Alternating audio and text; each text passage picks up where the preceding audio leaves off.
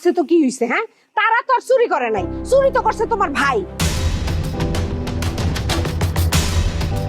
এত বড় সাহস! হ্যাঁ, তুমি আমারে মারতে চাও? আমারে আমারে ময়রা এই বাড়িতে থাকতে পারবা? হ্যাঁ, তাইলে আমার ভাইয়ের কথা কস কেন? দেখছস তারে রজনীর মোবাইল চুরি করতে? খারাপ, তোর আমি সাইজ করতেছি। না না না না না না, কাছে আসেন না, কাছে আসেন না। আপনার নিঃশ্বাসে বিষ আছে। হ্যাঁ, কাছে আসলে আবার আমার বিষ লেগে যাবে।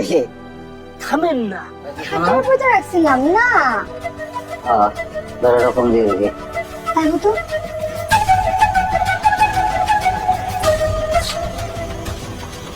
ফোন তো বন্ধ, ঘরে কেউ ঢুকছিল না? সেটা তো জানি না, আমি তো একটু ওয়াশরুমে গেছিলাম।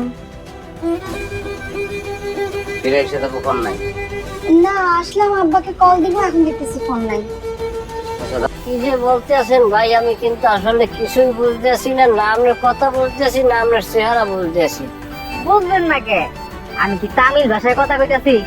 ওই যে ট্যাগুলো বাইট করেন আমার। আচ্ছা ঠিক আছে, এখন আর বেশি কথা পেছামু না।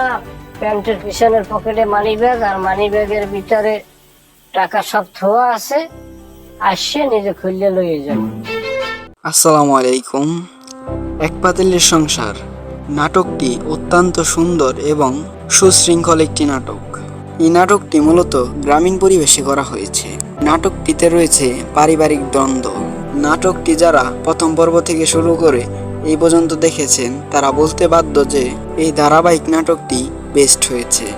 কারণটি হলো এই নাটকটি অনেকটা বাস্তব ভিত্তিক। এই নাটকের মূল আকর্ষণ হচ্ছে মোশাররফ করিম। মোশাররফ করিমকে তো ছোট থেকে বড় সবাই চিনে।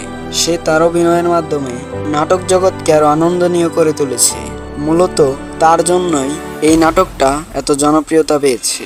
তাছাড়াও অনেক নাট্যশিল্পী রয়েছে যারা তাদের অভিনয়ের মাধ্যমে এই ধারাবাহিক নাটকটির দর্শকগুলোকে ধরে রেখেছে। তবে আমার দিক থেকে এই নাটকের সেরা অভিনয় করেছে মোশাররফ করিম। আপনারা কি বলেন? তারপরও যদি আপনাদের অন্য কারোর অভিনয় ভালো লাগে তাহলে তার নামটি আমাদের কমেন্ট বক্সে জানিয়ে দিতে পারেন।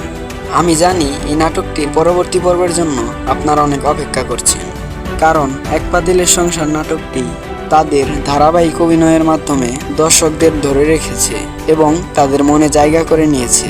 ঠিক তাই নাটকটি বাস্তব ভিত্তিক হওয়ায় এবং গ্রামীণ পরিবেশের হওয়ায় নাটকটি অত্যাধিক জনপ্রিয়তা পেয়েছে। আমার কাছে নাটকটি ভালোই লেগেছে। আপনাদের কাছে কেমন লেগেছে তা অবশ্যই জানিয়ে দিতে পারেন আমাদের কমেন্ট বক্সে। নাটকটি পরিচালনায় মাছরাঙা ওয়াইটি চ্যানেল। সেই চ্যানেলেই নাটকটি খুব তাড়াতাড়ি আপলোড করা হবে, তাই পরবর্তী পর্বের জন্য চোখ রাখুন মাছরাঙা ড্রামা সিরিয়ালে। এবং এই নাটকটি মূলত রাত 9টায় আপলোড করা হয়, তাই রাত 9টায় চোখ রাখুন মাছরাঙা ড্রামা সিরিয়ালে। এবং প্রতিদিন নতুন নতুন নাটকের রিভিউ পেতে এবং নতুন নতুন নাটক দেখতে আমাদের চ্যানেলটিকে সাবস্ক্রাইব করে রাখুন।